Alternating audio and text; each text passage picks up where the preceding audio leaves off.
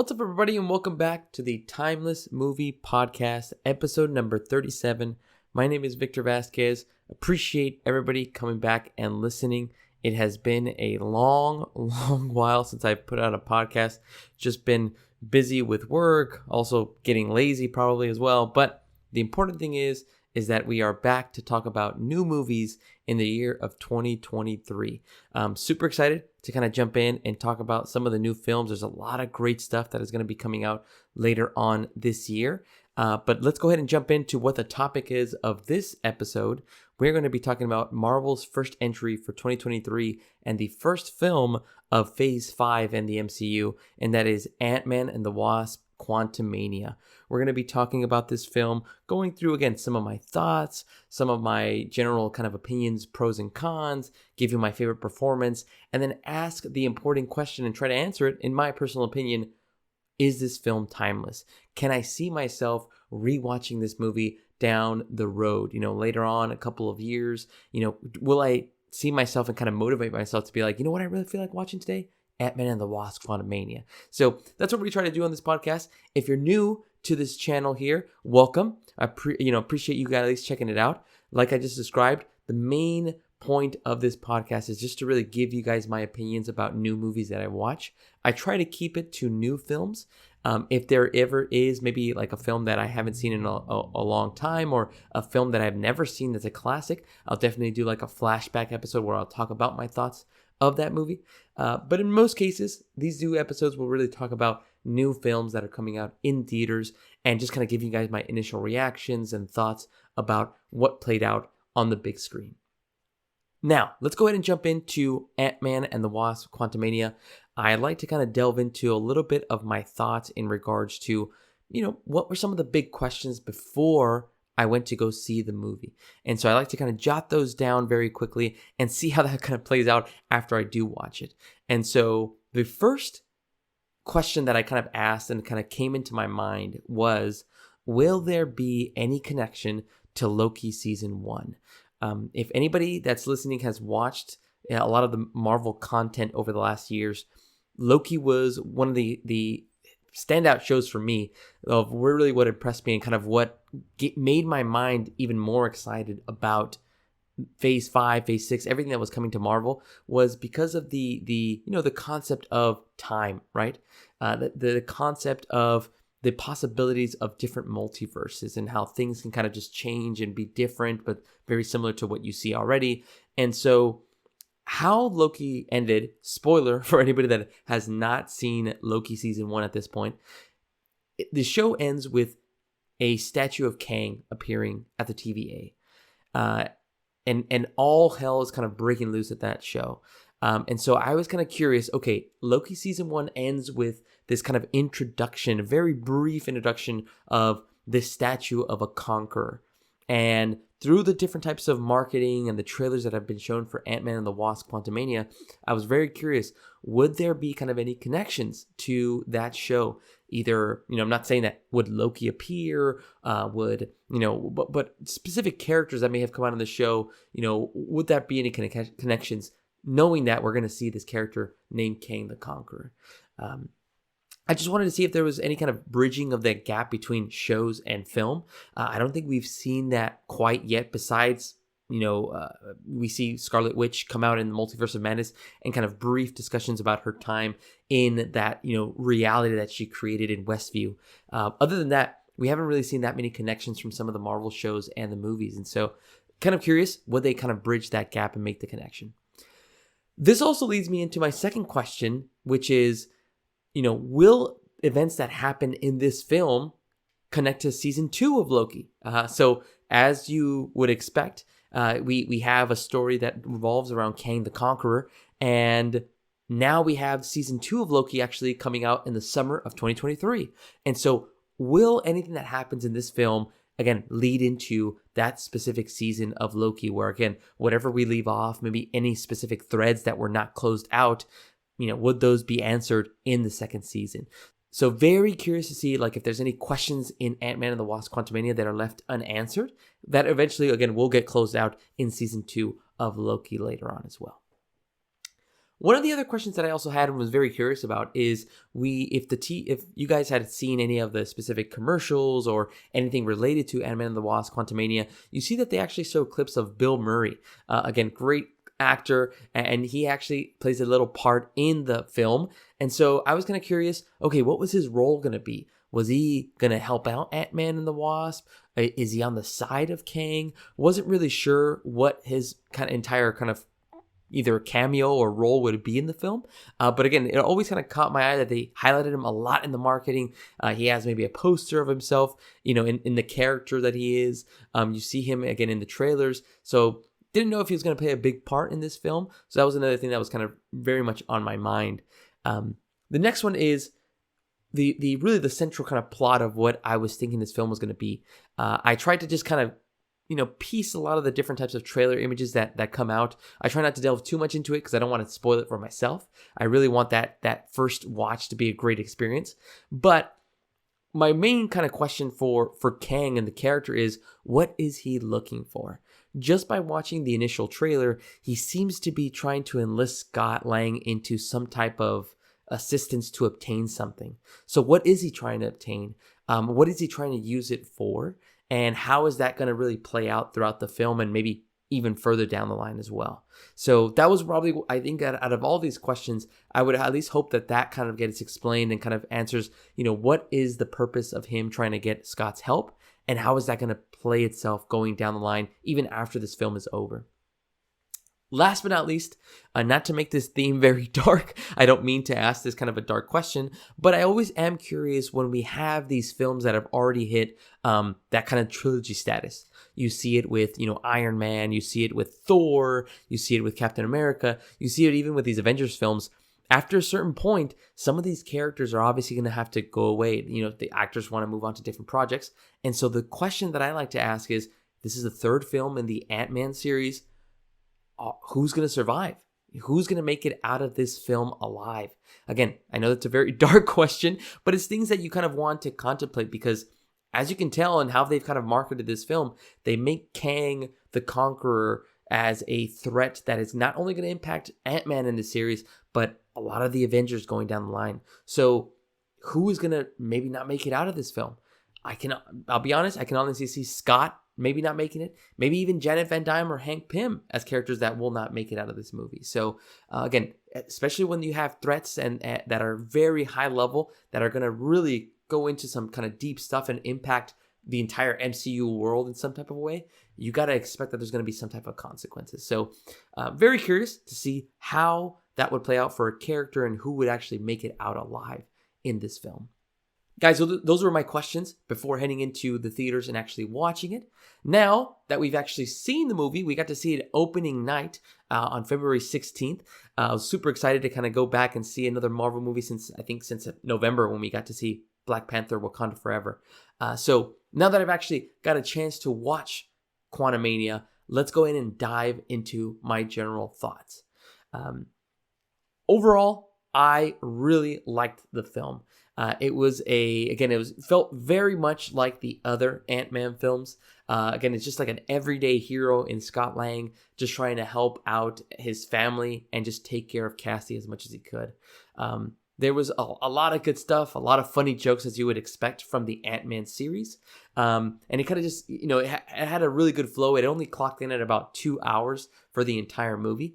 But I really enjoyed a lot of what was kind of shown throughout the entire film. Just to kind of give my general pros and cons. Again, I'll start with some of my pros and then lead into some of the cons. Biggest pro of this movie is Kang. He made the film so enjoyable for me. And it's something that the MCU has really landed on over the last couple of films. I want to say maybe even ranging back from Black Panther, the first film. Again, I could be wrong. Just maybe my recollection isn't that good. But ever since Killmonger, you've had these villains that their stories are so compelling and they just kind of make you, they suck you in. They just kind of make you want to see the villain more than the hero sometimes. Then you have Thanos, of course, that kind of, looped around two different films, right? Infinity War and Endgame, and how compelling his character was. Then you had, Shang-Chi's father in the Shang-Chi film. And you have this story about, again, a father and son relationship, how the father wanted to do all he could just to, get his wife back. Then you have the God Butcher in Thor, and he was a great villain. And I think the MCU is just hitting their stride with kind of coming up with these really good stories of different villains and how, again, in their eyes, they don't feel like they're doing something bad. They feel like they're doing something really good. And Kang is another one of those types of villains. Kang believes that he is really trying to make the timeline a more suitable place and not have it be controlled by multiple different types of Kangs, right? He's trying to be the smart one in the room. He wants to be the one that kind of controls that power and manages, again, if nobody's going to conquer, well, I guess I have to conquer and make sure that everything's right. And he says it in one simple word, like, why are you trying to do this? He just wants to win. That's basically what he says. He says win. He wants to win everything, no matter what it is, no matter what timeline it is. He wants to win and conquer. And so you kind of just go through the story and you kind of see him kind of get built up as this really big figure. That's one of the pros that I actually liked about the film is how they kind of, at the beginning, they portrayed it as like a sort of like a mystery. They were like, he's coming, or he's looking for you, or he's here. And they kind of, again, just played off to the part of like, who is this character? Again, if you have watched Loki season 1 and you are, again, really involved in watching a lot of the stuff that Marvel throws out, you already knew that who it was. I mean, if you saw the trailers, you knew that it was going to be Kang. But I just liked how they hyped it up. And they made him feel very important to this entire world, which, again, in the film, they're just in the quantum realm. And so Kang was really, again, to me, the most positive thing about this movie. They just, I don't know, the way that Jonathan Majors, who portrays Kang, how he was able to kind of, again, give off this very menacing type of energy where you had to be terrified of him. You had to take him seriously. And that's, I think, what I love is when an actor can kind of portray that type of energy and that kind of charisma where, like, oh man, like you can't joke around with this guy, because, again, and in the film, you kind of see it, spoiler warning, he kind of glimpses of him destroying and churning and really burning out these timelines as the Conqueror. And you see how devastating he is, and you have to, again, take him seriously and take every word that he says as, he's telling the truth as well. He can honestly entirely prune a timeline and get rid of it in order to kind of, again, get to his end goal, which is win, and make sure that he is in control of the sacred timeline that he's trying to create. So really good stuff. I really enjoyed Kang in this movie. Second pro that I had for the film as well was Paul Rudd. I really enjoy his Ant-Man and just how he's been able to kind of just, again, keep that same type of everyday type of hero energy, right? He's an average Joe, but he is still that kind-hearted guy that all he wants to do is be there for Cassie and show that he is a good example for her. And so, again, his relationship with Cassie, or his relationship with Hope, or with Hank, or with Janet, you just kind of see that he's just trying to kind of bring them all together and just kind of, just be that type of glue for them as well. But also his performances is just hilarious. He always provides these really good deliveries of different lines. Later on, I'll tell you about one of my favorite jokes and funny moments of the film. But again, I'm always happy to kind of commend how good Paul Rudd is. Again, he just provides this really, really cool energy as a very laid back kind of hero. Again, Ant-Man might get overlooked, as compared to, viewing like Thor or Iron Man or Captain America. But he's such a cool guy in the film, and there's no way that you can hate on him in that way. So again, every time he comes out on screen, it's just super enjoyable to see him. But again, I really appreciated how he's able to kind of then build that relationship a little bit more with Cassie now that she's a little bit older. One more pro that I did have about the film, just a small one, was the actual kind of the concept of them being in the quantum realm. It's crazy how it actually made me feel like if I was watching a Star Wars film. It felt very much like out of this world. It didn't feel like anything that you were seeing, the characters that were appearing, these different types of figures and things that were appearing in the quantum realm. It just kind of felt so different and so, not ordinary, really. Which again I liked. I liked seeing kind of different types of creatures that were coming out, these different types of beings that you had no clue what they were doing or what they were saying. There was a character that had a broccoli as a head, and so again, just all these different types of things that were like crazy and out of this world. But I actually enjoyed it. Again, I like to kind of see different types of ideas and different types of concepts that again we haven't seen already, and so the film actually kind of, like I mentioned, gave me a type of vibe of like, extraterrestrial. It gave me very much like a Guardians of the Galaxy, like in nowhere, or again, Star Wars. It felt very much like a Star Wars film, like they were in space. They were trying to, again, escape and hide from this unknown world, and they were trying not to be discovered. And so very, very crazy how they were, again, to develop a lot of this stuff. But I really enjoyed them kind of venturing into that quantum realm and showing a little bit more about what that realm really does and how, again, different people age in different ways or the different types of technologies that can be created in this realm as well. Okay, now moving over to the cons that I had. Now, I completely understand these are going to be nitpicks on my side. So again, don't take these as like, this movie sucks or is terrible. These are, again, just my little small nitpicks that I had. One nitpick was the introduction of MODOK as a character in the film. Again, I haven't read the comics. I know MODOK. I've seen different types of images of him. And I had a kind of sense of like, this would be like a really cool concept if they could bring it into live action. But I could never take him seriously just because of the kind of visual effects that they kind of portrayed the character of MODOK in. It ended up being, spoiler warning for, again, anybody that hasn't seen it, going to start delving into a lot of different details of the film. So if you haven't seen it, definitely move ahead a couple minutes. But MODOK ended up being Darren Cross, who was the villain of the first Ant-Man film, Yellow Jacket. He comes back full circle. He is now MODOK. His body ended up getting basically shrunk and contorted and distorted after he went down into the quantum realm. So now he becomes MODOK. But the visual effects, again, just made it look very hilarious. It was basically Darren Cross's face, but like stretched out and made very wide.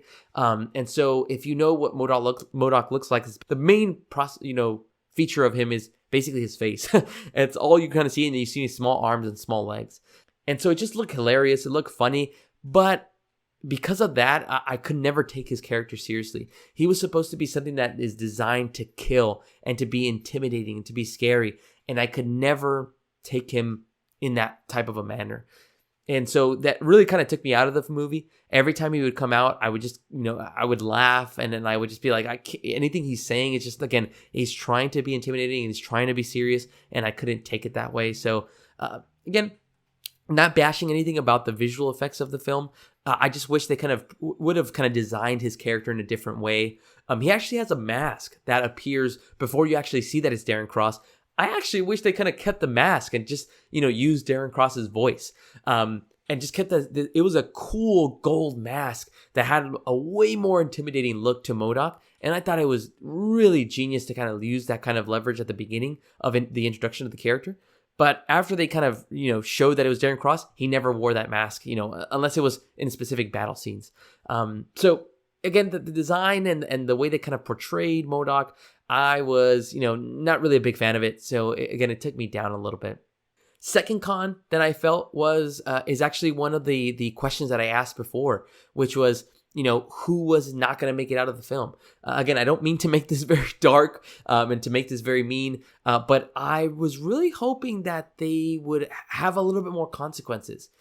Again, spoiler warning for anybody that hasn't seen it, but Hank, Janet, Cassie, Hope, and Scott, they all make it, scotch-free. Nothing was, really, except for a couple of side characters that maybe didn't make it. The core group and the core kind of family of the film, nothing really happened to them. They all survived. It looked at one point that there was going to be kind of like a sacrifice either by Scott or by Hope, but they ended up still making it through. Once again, did is it gonna be better if somebody dies? Obviously, probably not, right? But I would have liked there to be a little bit more of a consequence to the threat of Kang, right? I wanted there to be something that kind of just is more of like a lasting effect for some of the other characters, right? Like if Scott would have, not made it through the film or got stuck at the quantum realm, kind of show that kind of an arc for Cassie. Like how does she deal with now that she doesn't have her father again, after not having him for 5 years after the blip. Stuff like that. I would have loved to kind of see them kind of portray that type of aspect in future films. But again, just a nitpick that I had.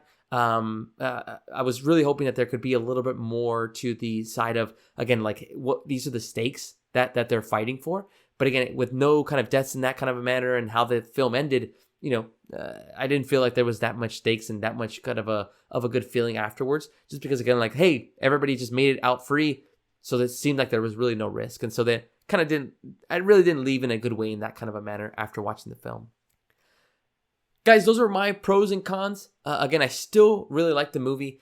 Visually, it looked really cool as well. I'm assuming that it looks really dope in 3D. Again, I'm not really big into 3D films. So, guys, if anybody has seen it in 3D, feel free to let me know down in the comments below. I got to see it in Dolby Cinema, and I thought it would look just really beautiful with all the different colors that they kind of represented in the quantum realm. Overall, again, I really liked the movie. Definitely had its highs and definitely had some of its lows as well. But overall, again, I just had a great time watching Kang and Ant-Man and having them kind of go through a nice little adventure in the quantum realm. All right, everybody, now that I've kind of talked about my overall kind of pros and cons about the film, I want to dive into another area, which is my favorite performance of the movie. I kind of spoiled it already, just like I typically do in other podcasts, but my favorite performance of this film in Quantamania is Jonathan Majors as Kang the Conqueror. Anytime he came out in the film, it just, again, your eyes were locked. Especially mine. I was just all the way through just thinking, okay, when is the next time the Kang is going to come out? And then when he did come out, okay, what the heck is he going to do? How dangerous is he? What is he capable of? What are his powers? What is his power level set? Like, how does it compare to some of the heroes that we've already seen in this MCU so far? And he did not disappoint. One of the things that I really appreciated from Jonathan Majors' performance is how different it was from the character that he played in Loki season 1. So bringing it back to kind of some of the thoughts at the beginning of the podcast, we saw Jonathan Majors in Loki season 1. He wasn't, a specific Kang. He was actually He Who Remains, who's a variant of Kang. And how he played him was, and you probably saw this in various different interviews, him trying to, portray himself as like the Wizard of Oz or like Willy Wonka in the Chocolate Factory. Somebody that is really behind the scenes, manipulating everything and kind of being in control of whatever's kind of being shown throughout a movie or a film in this case. And so he kind of portrayed it as this character that was kind of, just very loose, very kind of free and being able to do whatever he wants.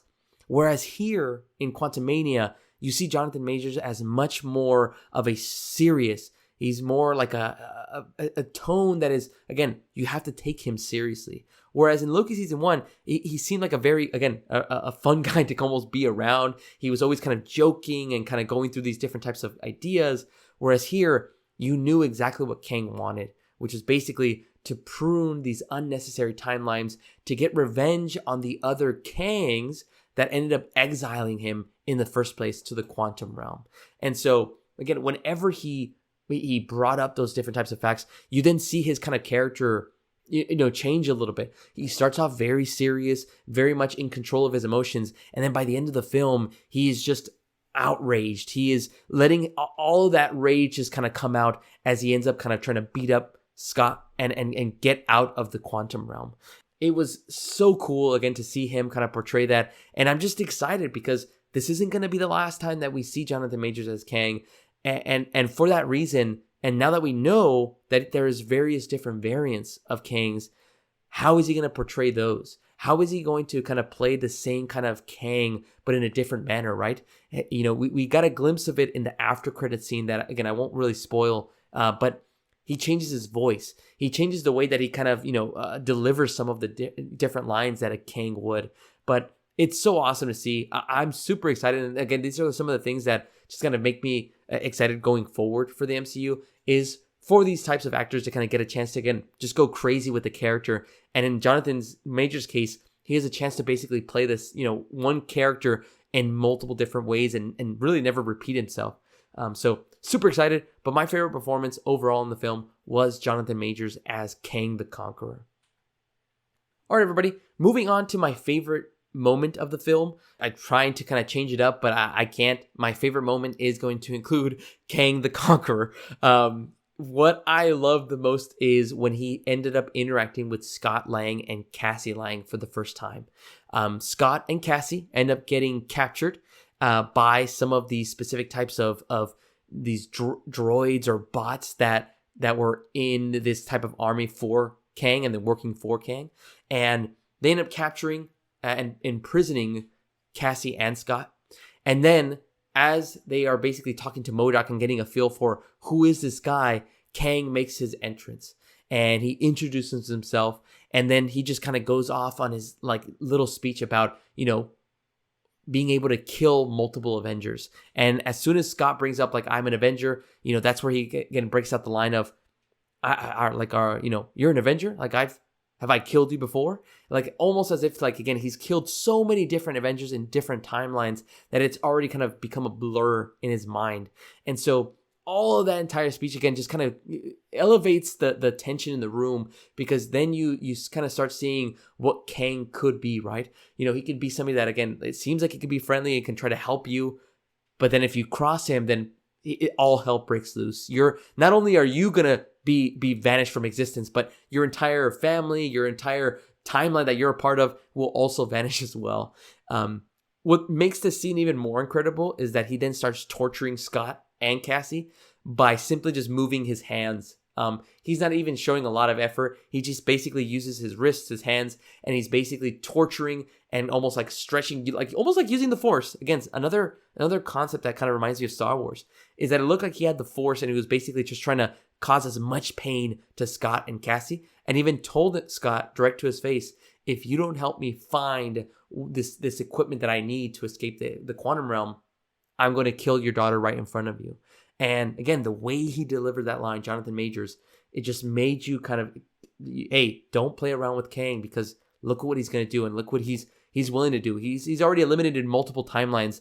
What is it going to change for him to just eliminate Scott's daughter? And so that entire scene just kind of set up and paved the way for the rest of the film, but also to show everybody that has watched it how dangerous Kang can be. So I loved it. It was a really great kind of scene overall, just to kind of show. And again, it did end up convincing Scott to help out Kang to find that equipment that he was looking for.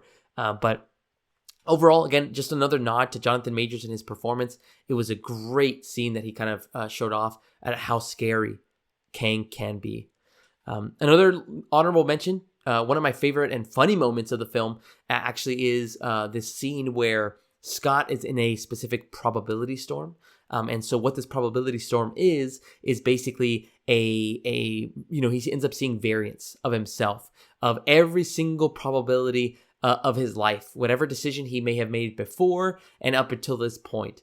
And there's a specific scene where you see Scott in the Baskin-Robbins outfit, and that was basically the probability of him never joining the Avengers and becoming a superhero. And as soon as he comes out, somebody kind of asks him, why are you wearing those clothes? And then he asks, I work for Baskin-Robbins. Why are you wearing those clothes? And as soon as he says, I work for Baskin-Robbins, you can hear one of the Scott's probability, and variants kind of just call out and scream out, do you have any ice cream? And it was hilarious. I'm not doing that scene justice, so if you have a chance to go watch it, that scene was just so funny, and it had me dying for a couple minutes, just because, again, it was just so unexpected. You just hear a very vague voice in the background. Again, it's Scott and one of his variants, but it was just so funny. So definitely let me know if you've seen that scene and if you thought it was as funny as I thought it was as well. All right, everybody. This is now going to be the last segment of the Timeless Movie Podcast, where we ask the very important question, is this film timeless? I'm going to be honest. Again, I typically like to rewatch the Marvel movies. I do like to go through a rewatch of the entire MCU. I just love these superhero stories that they've kind of just showed us throughout the last couple of years, ranging from the Infinity Saga, and now that we're entering a new saga altogether, I most definitely will be rewatching this film. However, if we're just thinking of this from a standalone approach, not considering any of the prior movies or anything that comes, after this film, can Quantamania stand on its own and be a timeless film? I'm going to have to say no at this moment. To me, there's just things that didn't really connect with me a lot. I felt like there was actually a lot more jokes than I was expecting in this film. That's not a bad thing, but I do feel like sometimes there was jokes in maybe not the best place. And so I feel like sometimes, again, it would be like a lot of different tones that were trying to be played. A lot of people made that type of connection for when they saw Thor: Love and Thunder about, hey, this film is just way too much jokes infused into the film. I didn't have that much of a problem with Thor just because, again, the character already reminds me of such a great and funny time that, again, it didn't really bother me. Here, though, I know that the Ant-Man character does have some of that comedic type of timing and delivery. But I just felt like there was some times where maybe it would have to be too serious, or again, you're dealing with Kang and something that's a very high level threat. But then there's kind of these jokes that were kind of, sprinkled in here and there. Again, other things that kind of were nitpicks is like I mentioned before, MODOK. Again, the character design and how they kind of set that up visually, I just didn't really like. It just kind of, again, takes me out of the film and just kind of makes me not take the character seriously.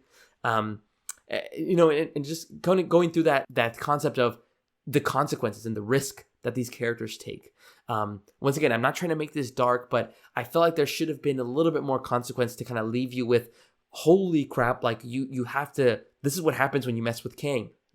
Even though, they all made it out safe, this is what happens when you try to play with this kind of a character. And if you're not careful, this is what, you don't end up, either escaping the quantum realm, or you end up kind of risking your life to save, somebody else as well. But there wasn't really much of a consequence. And so there feels like, again, it was too much of a safe bet, like, hey, that, nobody is going to lose out on this film. Everybody's going to make it out alive.